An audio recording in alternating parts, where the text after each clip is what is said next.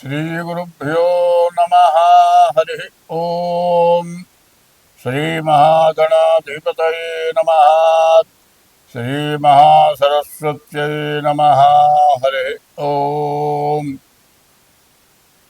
आदित्योऽर्को रविर्भानुर्भास्करश्च दिवाकरः मार्ताण्डः सविता हीलिस्तीक्ष्णां शर्मिहिरो रविः।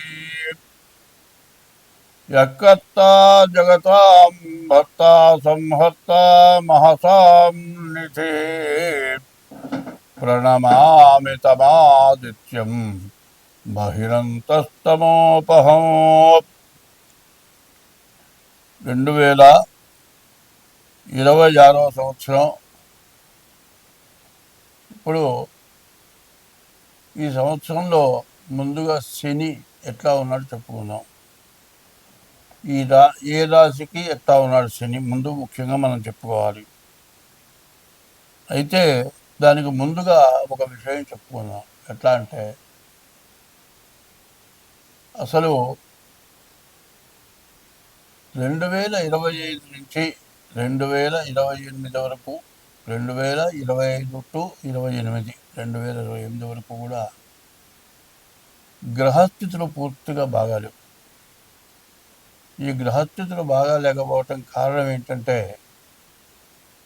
ముందు స్వార్థం అనేది బాగా ఎక్కువగా పెరిగిపోయింది. ప్రతివాడు ఎట్లా ఉన్నాడంటే తనకంటే ఎక్కువ వాడిని చూసి వాడిలాగా నేను ఇట్లా అవుతాను. ప్రతివాడు కూడా ఆలోచన ఎట్లా ఉంది.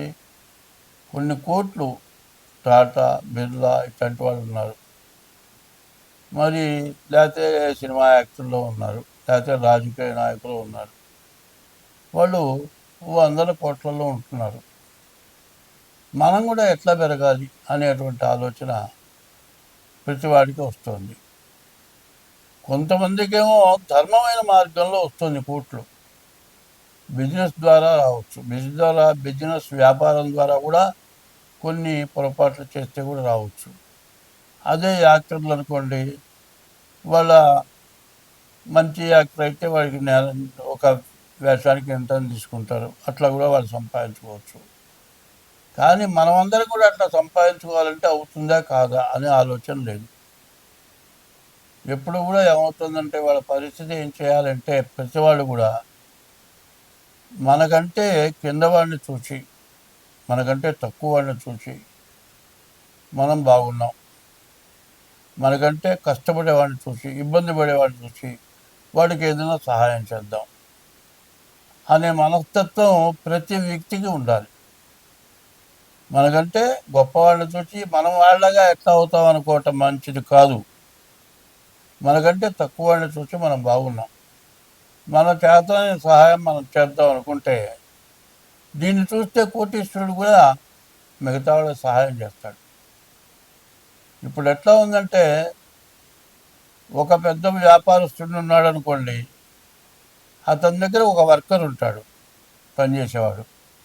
వాడికి నెలకి 25,000 30,000 జీతం ఇస్తారు. ఈ 25,000 30,000 జీతం కరెక్ట్గా నెలకి ఫస్ట్ తారీఖు ఇవ్వడు, మొత్తం ఇవ్వడు. ఎందుకు ఇవ్వడు అంటే మొత్తం ఇచ్చేస్తే మళ్ళీ బయటికి వెళ్ళిపోతాడేమో, సగమే ఇస్తాడు. మళ్ళీ ఫస్ట్ తారీఖు వచ్చే లోపల కానీ మిగతా సగం ఇవ్వడు. సరే ఫస్ట్ తారీఖు లోపల మిగతా పోయిన నెలవి ఈ రెండో నెల చివరి దాకా ఇస్తే ఈ నెల దాకపోతాయి. అట్లా చేసి ఇట్లా చేసి పనిచేసేవాడికి 2 నెలలు 3 నెలలు సరిగ్గా జీతం ఇవ్వక వీడు బయటికి పోతే బతకలేని బాధ. ఇది మానుకొని వెళ్ళారు అనుకోండి, మరి ఎట్లా జరుగుతుంది? పెళ్ళాం పిల్లలు ఉన్నారు, బతకాలి. ఎట్లా బతకాలి? ఇస్తాడులే, ఉన్నవాడే కదా, ఏదో రకంగా ఇస్తాడు. వాళ్ళ దగ్గర ఇప్పుడు లేదేమో, తర్వాత ఇస్తాడు వీడు ఆశపడి తినకో పనిచేస్తాడు. వీడి బాధ ఇది. కష్టపడి పని చేసుకునేవాడి పరిస్థితి ఏమిటాయంటే తను ఎక్కడైతే పని చేస్తున్నాడో అతను ఇస్తేనే ఇతను బతకగలుగుతాడు, లేకపోతే బతకలేడు. కాదని ఇంకో చోటు పోదామంటే సగం జీతం ఇవ్వలేదే, వెళ్ళిపోతే అది కూడా ఇవ్వడేమో, ఎట్టో తీసుకుందాం. ఇట్లా జరిగి జరిగి జరిగి చివరికి ఏమవుతుంది, 2 నెలలు 3 నెలలు 4 నెలలు ఆపుకుంటాడు. అదే తన దగ్గర వర్కర్ ఉంటాడు కదా, ఆ వర్కర్ దగ్గర నీ వస్తువులు ఏమన్నా ఉన్నాయనుకోండి, ఏదైనా చెడిపోతే ఆ డబ్బులు ఇవ్వు. ఇది పలానా చెడగొట్టావు, ఇది చెడిపోయింది, ఇది ₹1,00,000 వస్తువా, నీకు 3 నెలల జీతం ఎక్కడ ఇవ్వమంటావా అంటాడు. వీడిని ఈ విధమైన ఇబ్బందులు పెట్టడం ఎక్కువైపోయింది. కొన్ని వస్తువులు ఎట్లా ఉంటాయంటే, సెల్లు ఫోన్ అనుకుందాం కొద్దిసేపు, ఎంత కొత్త ఫోన్ అయినా ఎలక్ట్రానిక్ వస్తువు చెడక్కని చెడిపోతుంది. మంచది కూడా ఇంతలో కూడా చెడిపోతుందేమో అని ఆలోచించట్లే. వాడి చేతిలో చెడిపోయింది కాబట్టి వాడితే బాధ్యత. ఈ రకంగా ఆలోచించి నేను లేకపోతే వాడు బతకలేడు అనుకుంటున్నాడు. నా దగ్గర పనిచేసేవాడు నన్ను వదిలిపెట్టేవాడు బతకలేడని అతను అనుకుంటాడు.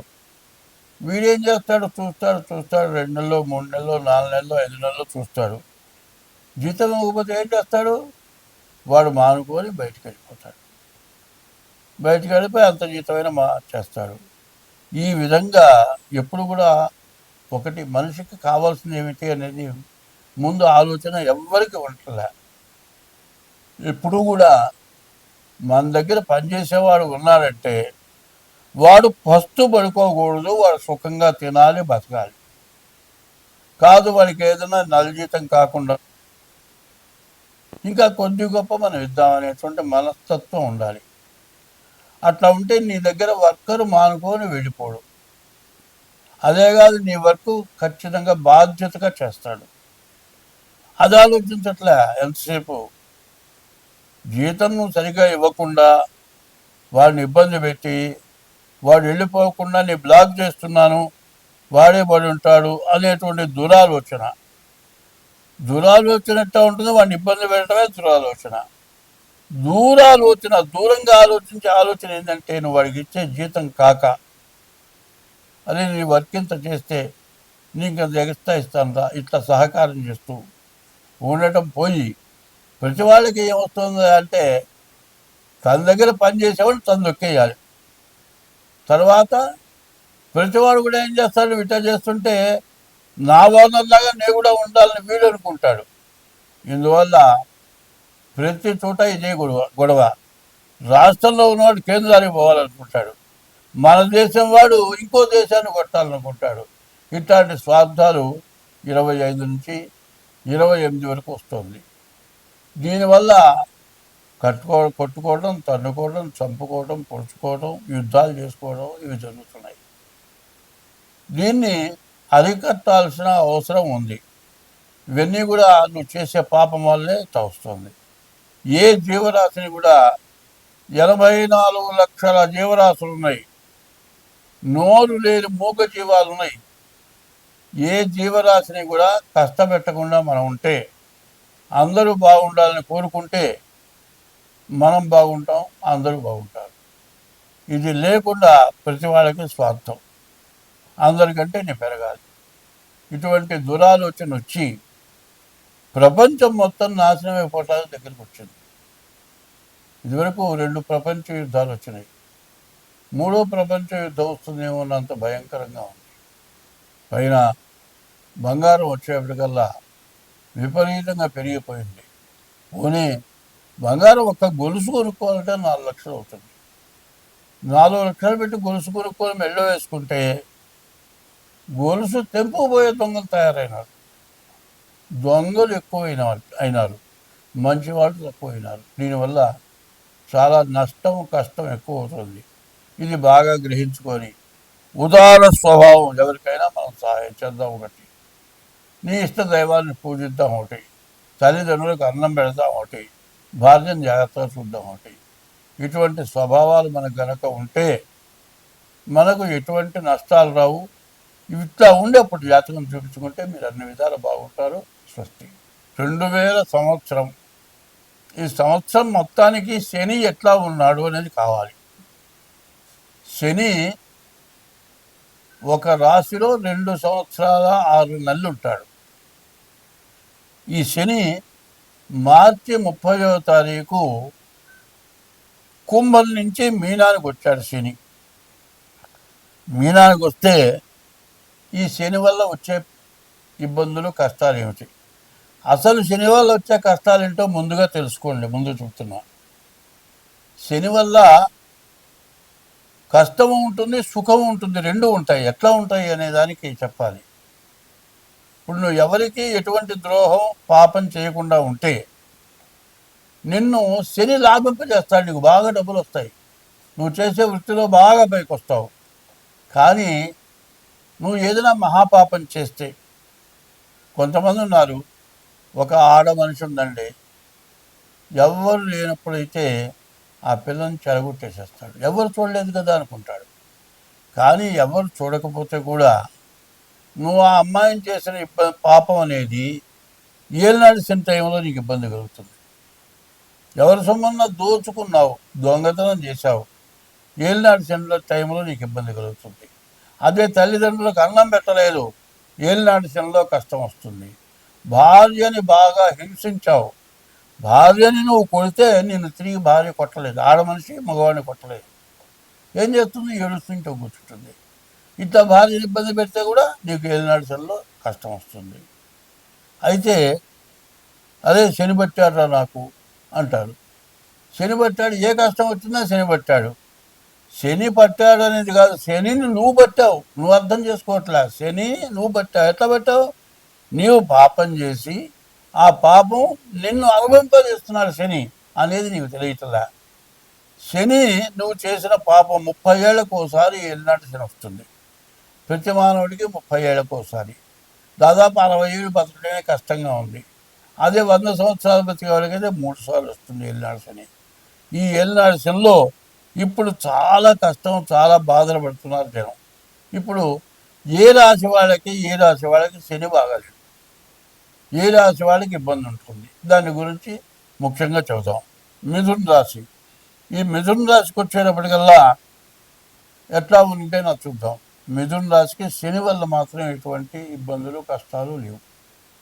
కానీ ఈ మిథున రాశి కూడా ఏం చేయాలి అంటే, ఈ మిథున రాశికి వచ్చేటప్పటికల్లా ఈ మిథున రాశికి కుజుడు మాత్రం బాగలేడు. మిథున రాశికి కుజుడు బాగానే ఉన్నాడు. మిథున రాశి దాదాపుగా బాగానే ఉంది అని చెప్పాలి. అయితే బాగున్నది కదా అని మాత్రం ఎవరు అనుకోవద్దు. ఎందుకు చెబుతున్నానంటే, ప్రతివాడు కూడా ప్రతి సంవత్సరం కొత్త సంవత్సరం వచ్చేస్తుంది. జనవరి నుంచి కొత్త సంవత్సరం వస్తుంది.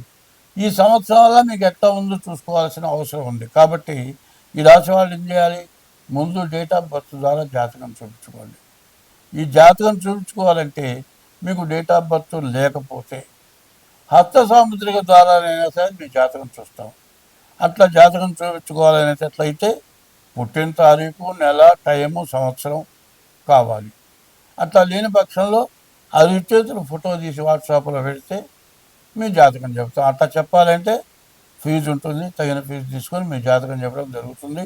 కానీ మిథున రాశి వాళ్ళు కూడా జాగ్రత్త ఉండటం మంచిది.